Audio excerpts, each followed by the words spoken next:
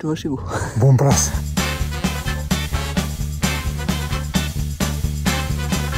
Падат такива парчета лед около мене. Като го чувам, това може и да е за 15 минути. Айде. Да. Днес маршрутът ни е повече от великолепен. По-малко от 20 км, по прогноза би трябвало да ги минем за 7 часа. Ние ги поизтичкахме за 6,5. Познайте защо.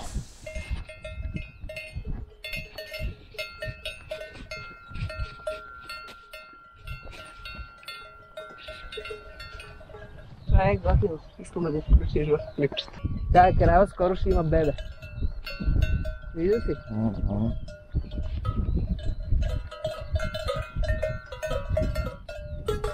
Как се чеше с копито.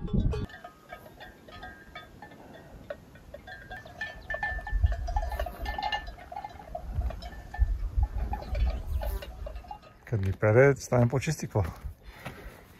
Доле слънце, тук снимай. Какво ни чака? Малко тъмно. Малко тъмно и... Парапланер има ли? По-мене! Всеки дивото има. Такъв е, ако е маршрута тия дни, е яко какво?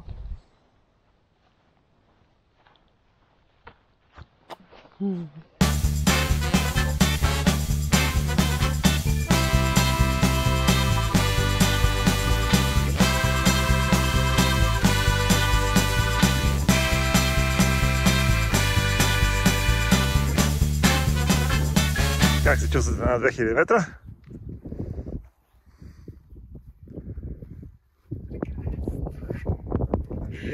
Само това ли? Сега си мислех. Само това ли? А това какво е това? Опа! Опа! Какво е това? Това е ноното на Кунчовучо. А тук ние водиме в една хубава мъглица. Ние вчера Кунчовучо видяхме, той сега ще му снима. Акитата. Бил е тук преди това. Не може да е друг.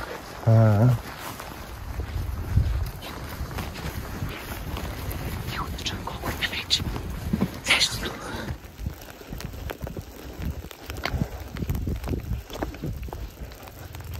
Тонча, падат такива парчета лед около мене. Лошо. Накрая спасителната табела към Бомина поляна, където сме се запътили през мъгла и градушка. Казвай, че ме снимаш да се усмихвам, де.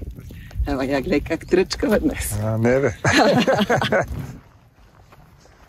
Поредна доза спасителни тарелки, планински извори, не щем.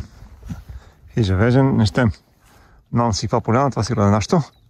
Свистил Плас и Паскал и шефката. Вече не съм. И заветната табелка, синя маркировка. Чуваш ли го? Бомбрас. Бомбина поляна след около час. Не знам. Като го чувам, това може и да е за 15 минути. Нали? Айде. Да. 4 часа след обед. Моя е било на червената шапчица да занесе на баба си питка и бутилчица с млекце. Бутилка вино, бе, помни се. Или едно кенче пиринско. Червена шапчице. Червена ли съм? Сива си, ама ще те поеди сами после в постпродукция. Това хубави гледки всеки може. Нали? Друго себе се сбутна в оката гора и те гърми от главата. И мъгла.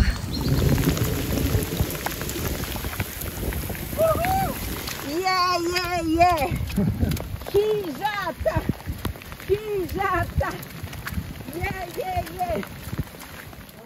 Играе за мокрото, мъгливо, градушливо и гърмящо приключение днес.